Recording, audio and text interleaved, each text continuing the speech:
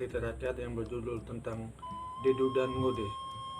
Konon, hiduplah sebuah keluarga kecil di Kampung Toto, sebuah kampung tradisional di Kabupaten Nagekeo. Saat Toto berada persis pada sebuah dataran luas di puncak itu, sedangkan sebagian besar mata pencarian masyarakat adalah petani ladang. Di ujung kampung besar itu terdapat sebuah telaga Toto yang dalam bahasa daerah Toto itu Poma Toto atau Kawatibu. Walaupun berada persis di dekat kampung, namun masyarakat tidak pernah mengambil air dari telaga itu untuk diminum atau untuk apapun. Sumber air itu di tempat hanya dikhususkan sebagai tempat dilaksanakan upacara adat untuk mendatangkan hujan. Menurut kepercayaan mereka, dengan dilakukan upacara di situ, maka hujan pun bisa diturun. Biasanya upacara itu dibuat ketika menjelang musim hujan atau ketika hendak menanam padi di lahan tetapi hujan belum juga tiba. Maka mereka dengan amat yakin memohon pertolongan nenek moyang dalam upacara yang sakral itu. Dalam bahasa Toto, upacara yang dimaksud disebut dengan kose. Kose berarti mempersembahkan makanan atau kurban khusus. Biasanya kurban binatang seperti ayam atau babi kepada roh atau penghuni tempat sakral itu.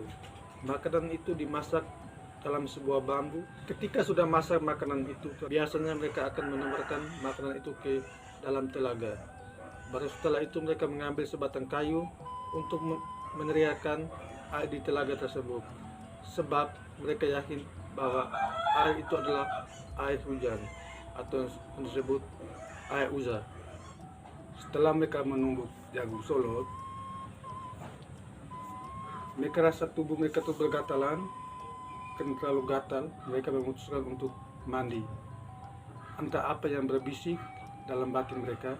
Bukannya mereka mandi di tempat biasa di mana mereka sering mengambil air untuk minum atau mandi, tapi mereka mandi di telaga Toto, yaitu Poma Toto. Itu yang di Poma Toto itu dilarang oleh masyarakat Toto. Padahal sebelumnya jarang sekali orang mengunjungi telaga tersebut. Selain kan telaga itu sangat mistis, karena telah mereka jadikan tempat dibuatnya upacara adat. Dedu melompat ke bawah telaga, dia langsung tenggelam dan tidak terlihat lagi di atas permukaan. Karena panik kakaknya tidak terlihat, Ngode akhirnya memberanikan diri untuk melompat dengan tujuan mencari kakaknya yang tenggelam. Tapi kenyataan berbicara lain. Mereka dua kakak adik dia dan Ngode ini akhirnya tenggelam sama-sama dan tidak terlihat. Setelah ayahnya pulang dari sawah, dari ladang, sampai di rumah ayahnya memanggil Dedu dan Ngode, tapi tidak menyaut di rumah. Akhirnya ayahnya mencarikan di tetangga, tetapi tidak ada.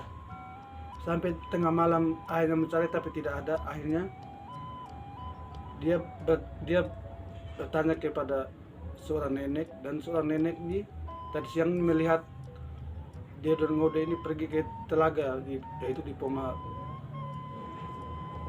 Pomakawa. Akhirnya ayahnya ini dengan warga kampung tersebut langsung ke telaga. Sampai di telaga, mereka hanya lihat pakaiannya beserta dengan perhiasannya. Akhirnya ayahnya menangis dan mengetahui anaknya sudah tenggelam. Menurut keyakinan adat budaya Toto, kalau orang yang hilang itu dibuat upacara adat dengan gogendang yang dibuat oleh ketua adat di wilayah tersebut.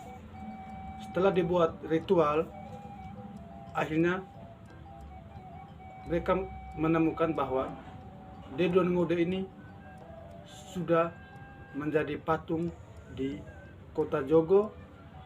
Pesan moral yang disampaikan dalam cerita rakyat di Dudan Ngodo itu pesan yang disampaikan itu kepada masyarakat dan kaum muda di Kampung Toto bahwa tidak boleh melanggar adat istiadat yang sudah ditetapkan secara turun-temurun.